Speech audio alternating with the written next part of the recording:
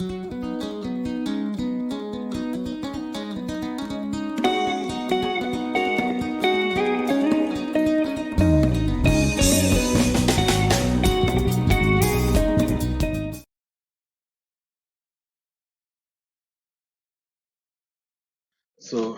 let us now continue by looking at the church in the we will be looking at the church in the Middle Ages. Church in the Middle Ages.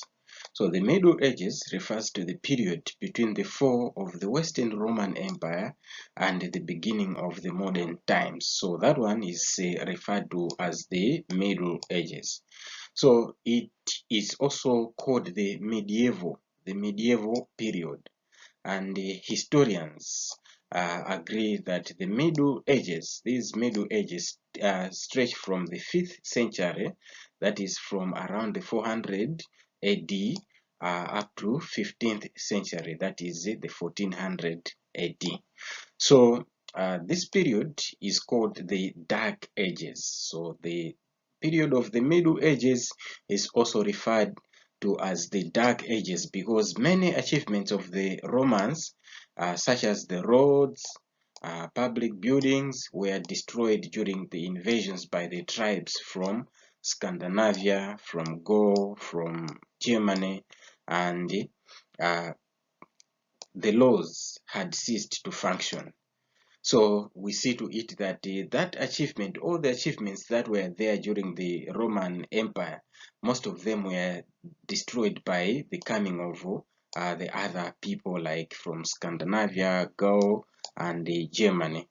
So during the Middle Ages, during this period of the Middle Ages, the Roman Catholic Church became the strongest institution and was only a binding factor in those troubled times. So during that time when the government fell, the Roman government fell, the only thing that provided hope to the people, it was the church. So it was the Roman Church, the Roman Christian Church, and it became to be known as the Roman Catholic Church.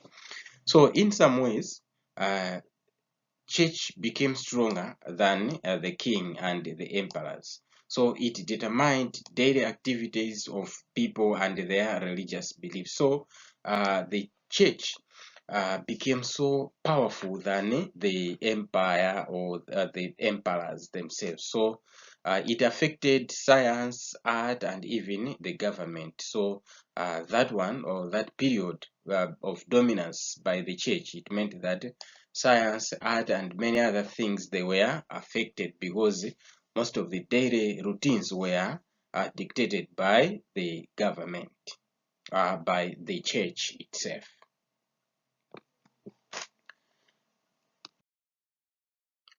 Now let's look at the role. What was the role of the church? What was the role of the church in the Middle Ages or the Dark Ages? We have seen that the church, it is the one that dominated the affairs of the people. The government collapsed. The laws were not functioning. Therefore, people, for the law and order, it was by the government, so by the church. So let's see what was the church's role during this period of the Middle Ages. So number one, it spread the message of Jesus Christ throughout Europe. So many people, they were converted to Christianity, and thereby accepting the Christian faith to regulate day-to-day life. So many people, they accepted the Christianity, hence they were guided by Christianity or the Christian teachings in their daily living. And secondly, another role was that Christianity provided a new form of unity under the Pope when the Roman Empire was no longer in existence. So the church provided another kind of leadership whereby we have said that the emperors were no longer functional. There was the fall of that Western Roman Empire. So during the this time again, another role was education was mostly under the church. So the role of the church was to provide education. So schools were attached to churches, and the teachers were mostly clergymen. So the pastors were the teachers. So parish priests taught reading, writing, and Latin grammar. So the basic things that were taught in those schools were writing, reading, as well as the grammar, that is Latin grammar. Another role of the church was that the church was involved in charity work.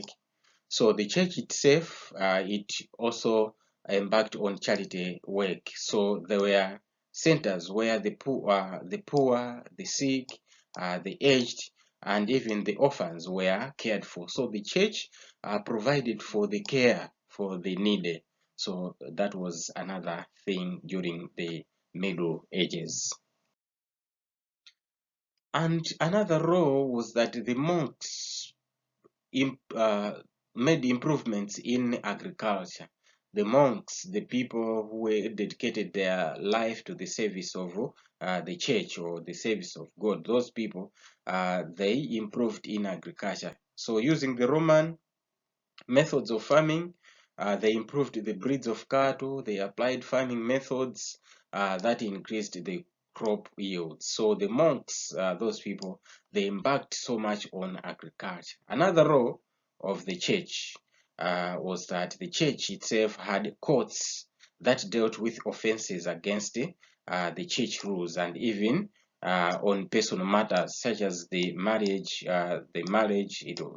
divorce, the wills, and again even broken promises. So the church, it had the courts whereby it was settling the issues on personal matters or the matters that concerned with the teachings of the church.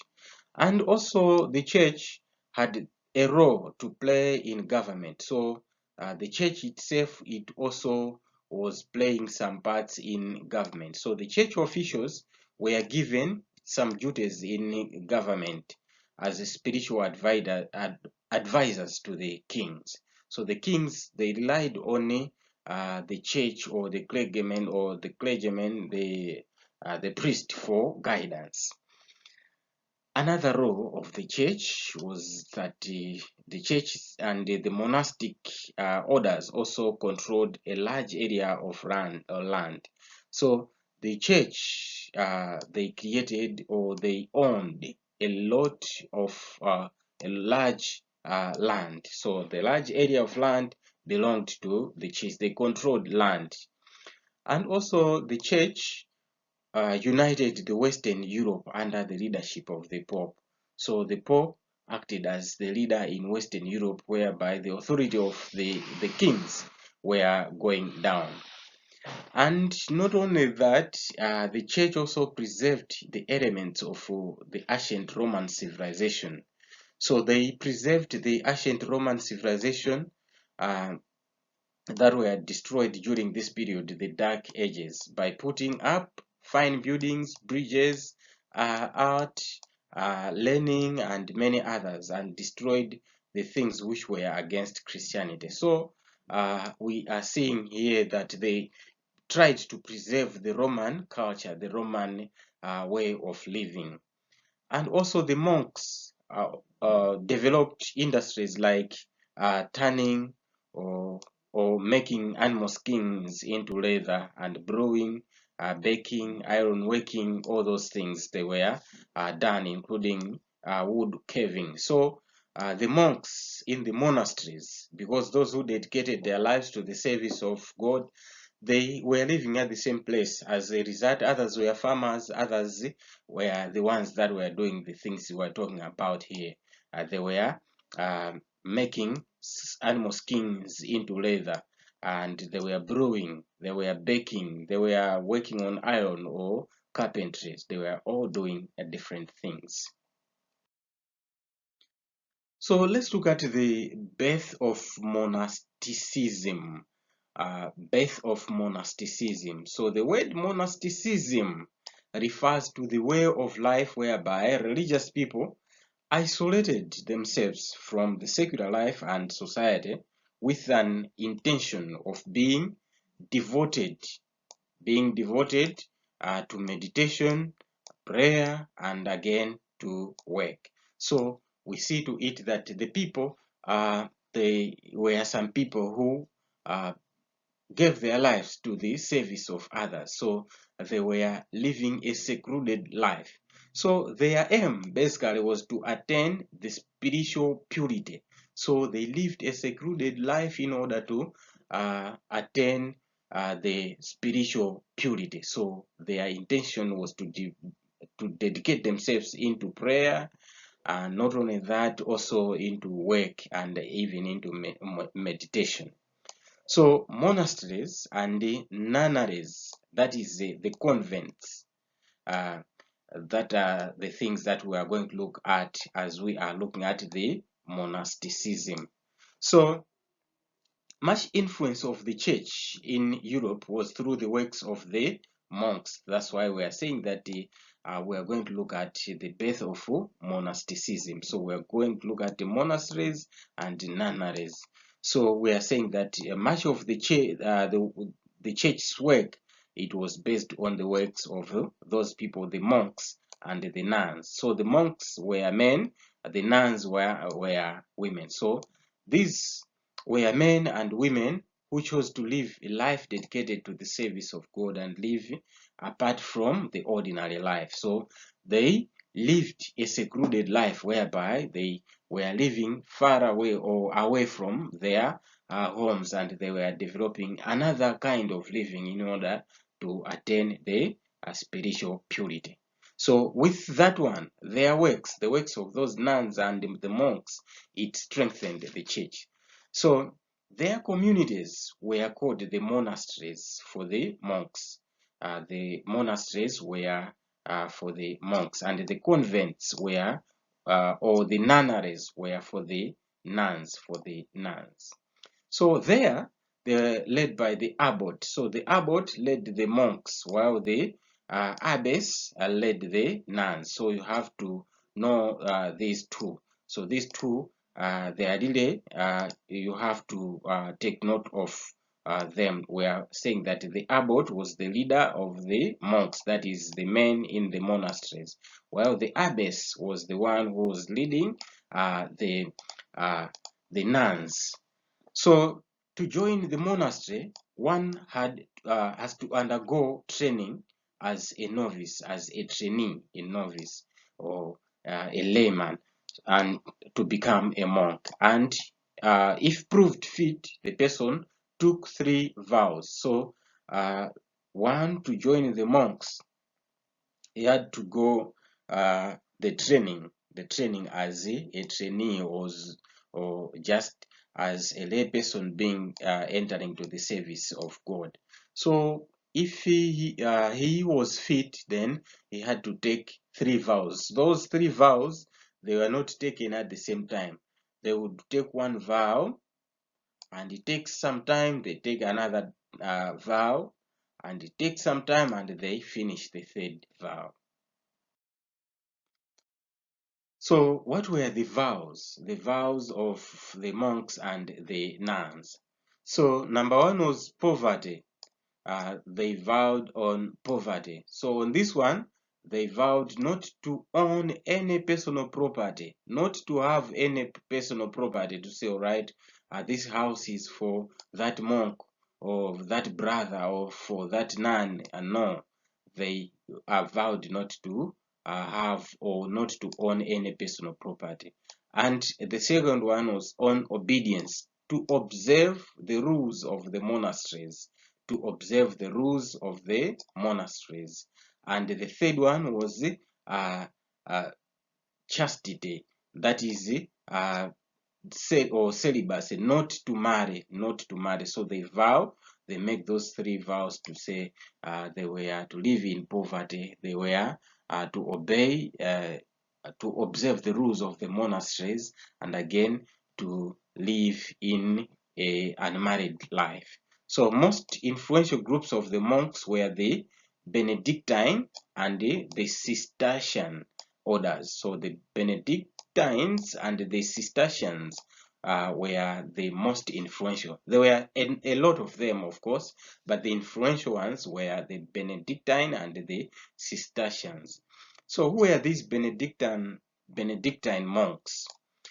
These ones, they followed Saint Benedict. Saint Benedict, the founder of Monte Cassino, the Monte Cassino Monastery of Italy.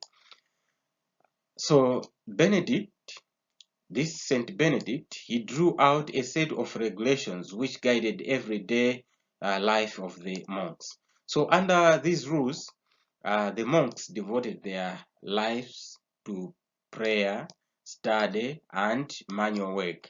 So they were there for prayer, study, and the manual work. So the rules described in a single phrase.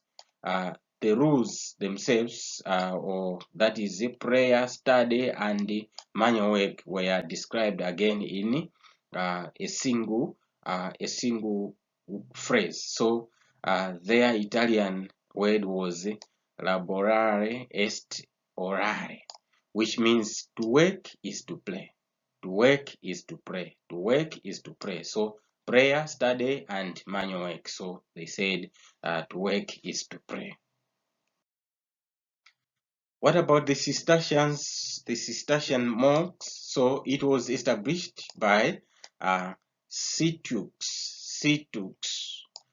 in France in 1098 AD. So its followers had stricter rules than the Benedictine monks. So we are saying that the Cistercian, they were very strict than the Benedictines. So they meditated individually in the rooms and ate very little. So most of the time they were in their rooms just thinking. Someone is in the room, not that he is working, but he's just there sitting and just thinking, just meditation. And they were eating very little. They were eating very, very little. And the other ones, or other monks, were the mendicants, monks. So there were two groups of these mendicant monks. There were the Franciscans and the Dominicans. The Franciscans and the Dominicans. So they were also called the friars, or the brothers. So the Franciscans, these ones, they had no dwelling place and did not own anything. So these ones, the Franciscans, they did not have even a dwelling place to say, all right, the Franciscans are living here. No, they were homeless, and they wandered from place to place to preach. So these Franciscan monks or brothers, they were just living from one place to the other, just there. They were just moving, preaching throughout their lives. Maybe we talk of, to say, like in Malawi, we say that maybe they'll start from Chitipa, then they preach there, then they move, they go to Karonga, then they move, maybe Mzuzu, Mzimba, they go up to Nsanje, things like those. They kept on moving. If they are through there, they start coming back, moving every area now and again. They had no home. That is the Franciscans. And the Dominicians, or the Dominicans, these ones, they were the followers of Saint Dominic, and they were influential among the educated people and officials. So they were particularly noted for caring for the sick and old people. So the Dominicans were especially known for the caring of the sick and the old people, but they were influential among the educated people. So what were the works of the monks and the nuns during the Middle Ages? So the monks and the nuns did a lot of work that improved the life of people in the Middle Ages. So what did they do? Number one, they were spending much of their time in prayer and meditation in order to attain the spiritual growth. So most of the time they were in prayer and meditation in order to attain the spiritual growth. And not only that, they improved farming methods and the breeds of sheep and cattle. So the monks, disregarding their parties, but they were all they had similar issues or similar things that they were doing. So we are saying that they improved farming methods and the breeds of sheep as well as cattle. And they also cared for the sick. They cared for the sick. We have talked of the Dominicans. They were known for the caring of the sick and the needy, or even the old people and even the poor. And also they taught people to read and to write, especially in Latin. So why Latin? Because we are talking of the period of the Roman Empire. The Roman Empire emphasized on Koine Greek and Latin. Those were the official languages that were used. So reading and writing, wherever the monks were, they were teaching in Latin, basically in Latin. And the monks also produced valuable books, making the copies by hand. And these monks, when they were living in their monasteries, they were busy writing, so they wrote a lot of books which contributed again into the spiritual growth of those people who were Christians. So they were writing those things, those copies by hand. Imagine someone writing by hand 300 copies, 500 pages by hand. So they really did a great job.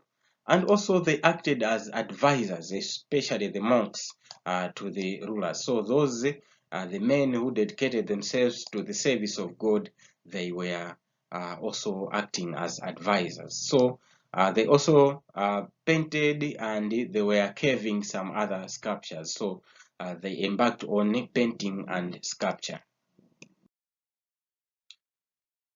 So let's look at the role of the church. The role of the church today. So what is the role of the church today? The role of the church today is a lot. Number one, education. The church complements the government's effort in area of education.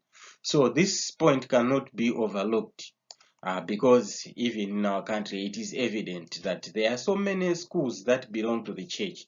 So in that way, we are saying that the church complements education. So church universities and colleges, they offer higher education opportunities to many people, so who cannot be accommodated by inadequate public institutions. So it is evident even in our country, Malawi.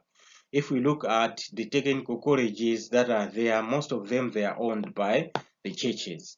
And also the universities, we have so many universities. We have Livingstonia University, we have the Catholic, the Adventist, the Malawi Assemblies of God, and many other universities. All those, they complement the work of education.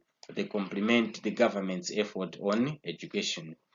And also another role of the church today is the provision of health services. So the church is there to provide such services to the masses, such as medication, family planning, immunization, HIV and AIDS campaigns through its facilities. So the church is also there, very busy assisting the government in the efforts of improving the healthy services in different parts. And also infrastructure development through the churches.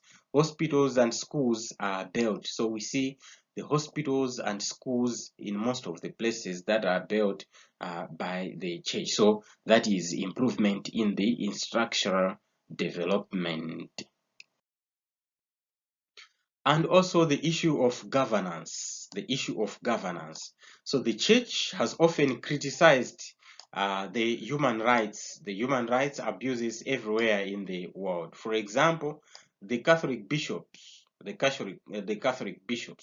they criticize the socio-economic and human rights record in Malawi through their pastoral letter of 8th May 1992. They wrote that pastoral letter, and this letter was one of the factors that set the democratization of Malawi. So today we are living in a multi-party democracy in Malawi. One of the factors that contributed to this was the pastoral letter that was written by the Catholic bishops on 8th March 1992. So that one is a date again to remember in as far as the issue of governance in Malawi is concerned. And also the church's role is on economic empowerment. Economic empowerment. So the church provides economic empowerment to the communities, such as and such ways, or such as the village or community cooperatives. So the church is there to assist in economic empowerment in different aspects in different communities. For instance, some local churches offer livestock to families in an effort to improve their social and economic life. So when those churches, they offer the livestock to people, the aim is to improve their livelihood of the people. And again, the church's role is to support the vulnerable, to support those people, the marginalized, those people who cannot by their own, who cannot do something tangible. So the church offers support to the orphans, to the widows, and again, the people living with HIV, and support and this support takes various forms, such as accommodation. They provide accommodation to the old people, health care, education, and farm input. So the churches are there to assist the people in different ways. So to this far, we have come to the end of this topic, that is the origins of Christianity. Mind you, as we pointed out, we are not looking at BKE, this is a history. So we are looking at the birth of Christianity, the origins of Christianity. So we have looked at a number of issues. So to this far, I will leave you with this work, which I will need you to go through and uh, work on it. Answer these questions. There are about 10 or 11 of them, so answer them. Who was the founder of Christianity? We have done that one. Mention any two teachings of Christianity. Why did the Pharisees, scribes, Sadducees hate Jesus in his ministry? We looked at this. Why did Christianity spread faster after the death of Jesus Christ? Why did Paul recognize why is Paul recognized as the greatest preacher during the spread of Christianity in the Roman Empire? And also, how did the Pax Romana, remember the Pax Romana? How did the Pax Romana and the Koine Greek contribute to the spread of Christianity? So that is, we also looked at that. And how did the persecution of Christians lead to the fast spread of Christianity in the Roman Empire? Look at that, check on that. And also, why were Christians persecuted in the Roman Empire? And write short notes on the following prominent figures. Emperor Nero. Remember Emperor Nero? Write something about Emperor Nero. The Milvian Bridge War.